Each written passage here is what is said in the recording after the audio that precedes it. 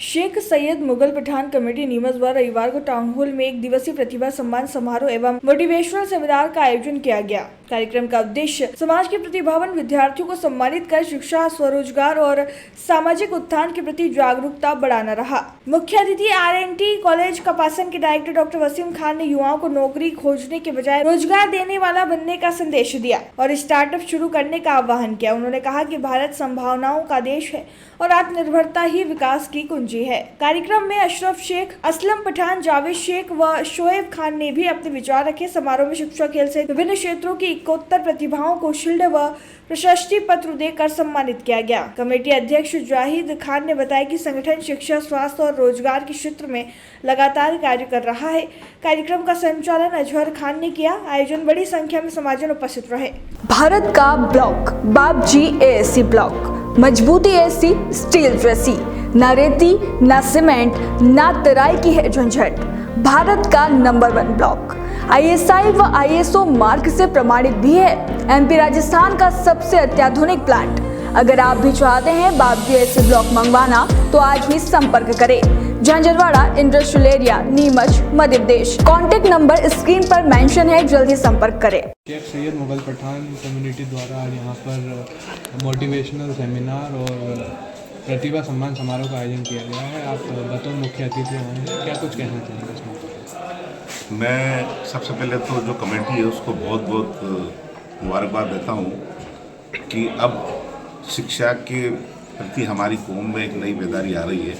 उसी का ये एग्जाम्पल है कि उन्होंने प्रोग्राम किया और एक मैसेज भी आज देना चाहूँगा कि अब दुनिया में अगर अपने आप को साबित करना है तो सिर्फ आप अपनी पढ़ाई से कर सकते हैं। और जो समय चल रहा है, पहले मैंने एक अपने स्पीच में भी कहा था कि पहले लोग बड़े बड़े कल कारखाने लगाते थे या बड़ा बिजनेस करने की बात करते थे, और आजकल बड़े कल कारखाने लगाने की जरूरत नहीं पैसा कमाने के लिए। जिसका मैंने एग्जाम्पल दिया कि एक वो मिधा जो हमारा बच्चा है हिंदुस्तान का, और अलीन, जिन्होंने 88,000 करोड़ की कंपनी बना दी 22 साल से कम उम्र में। वो सिर्फ कैसे अपने माइंड से एक छोटे से लैपटॉप पे काम करते हुए। तो अब समय है स्टार्टअप का। तो स्टार्टअप यानी स्टार्टअप का अर्थ हुआ नई सोच, नई बात करना। जिसका मैंने एग्जाम्पल दिया कि आज जोमेटो, स्विगी, आप हम ट्रक भी, जो सबसे बड़ी छोटी चीज़ है ट्रक, हर रोड पर हम हमेशा ट्रक देखते हैं, और ट्रक के पीछे एक लिखा होता आई। तो कई लोगों को ये आज तक पता नहीं वो क्यों लिखा है, पर उसने ट्रक का स्टार्टअप बना दिया कि आपको ट्रक की जरूरत है तो बस वो आई पे आप फोन करिए, आपको ट्रक मिल जाएगी। तो ये हमने कभी पहले नहीं सोचा था। तो आज जिस तरीके से दुनिया इतनी सिमट के हाथ में आ गई है, वो सिर्फ हुआ कंप्यूटर की वजह से, सोशल मीडिया की वजह से, AI की वजह से। तो मैं आज के दिन एक तो ये कहना चाहूँगा कि हमें कंप्यूटर तो हर हाल में सीखना है, सोशल मीडिया पे भी जाना है, बट हम सोशल मीडिया पे कैसे अपने काम की चीज़ों को देखें, फालतू चीज़ों से बच के अपनी काम की चीज़ों को देखें। और आज देखो वो सब, अगर दुनिया में आपको राज करना है तो 4 चीज़ें आपको कंपलसरी है सीखना। एक अच्छी इंग्लिश, एक दूसरी मैथ्स, तीसरा कंप्यूटर और चौथी आपकी खुद की लैंग्वेज। क्योंकि इनके बिना आप काम नहीं चलेगा। आप सोचते हैं मेरे को हिंदी बहुत अच्छी आती, इंग्लिश नहीं आती तो काम नहीं चलेगा। आप सोचते हैं मेरे को इंग्लिश बहुत अच्छी आती, हिंदी नहीं आती तो भी काम नहीं चलेगा, और बिना कंप्यूटर का काम नहीं चलेगा। तो मैं मेरी कौम से एक और बात मैं उसको कहना चाहूँगा कि अपने जो भी मदरसा स्कूल्स हैं, अगर आपके चलते हैं तो वहाँ एक अखबार जरूर लगाइए साहब।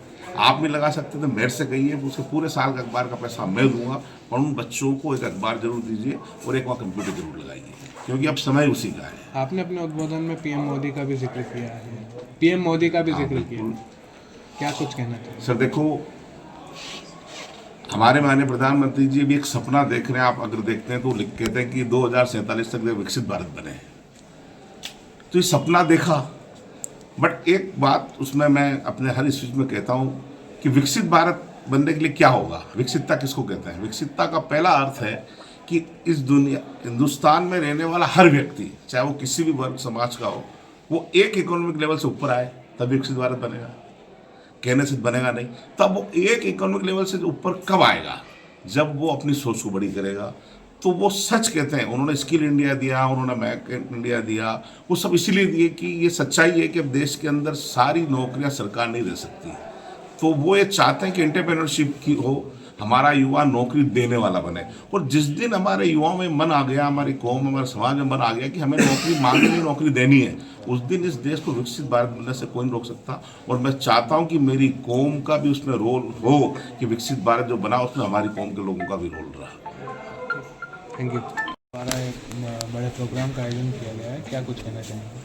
बस यही कहना चाहता हूँ कि जो वसीम सर ने जो कहा, जो आपको अभी बताया, उसी की मैं बात को मद्देनज़र रखते हुए यही बताना चाहता हूँ कि हमारी कौम विकसित हो, पढ़ी लिखी हो और देश में अपना नाम रोशन करे। शेख सैयद मुग़ल पठान जो कमेटी है ये बराबर काम करती आ रही है, आपने एक ऐलान और किया है अभी जी, उस बारे में बताएं। जी, एक अनाउंसमेंट और किया मैंने, आने वाले कुछ महीनों में या ईद के बाद ही हम 11 बच्चों का और शादी सम्मेलन करने जा रहे हैं, जिसमें बच्चों को निःशुल्क रखा जाएगा और सिर्फ लड़कों से पैसा लिया जाएगा। शिक्षा और स्वास्थ्य के क्षेत्र में वो शेख सैयद मुग़ल पठान कमेटी जो है वो कैसे और कार्य करेगी? हम बिल्कुल लगातार लगे हैं चिकित्सा के, इसमें भी हम आगे सोच रहे हैं कि कोई ऐसा कैंप लगाया जाए जिसके लिए लोग परेशान रहते हैं। और ज्ञानोदय के सर अभी जो हमारे मुख्य अतिथि थे, उन्होंने भी ये घोषणा की कि हमारे इस कमेटी के जो भी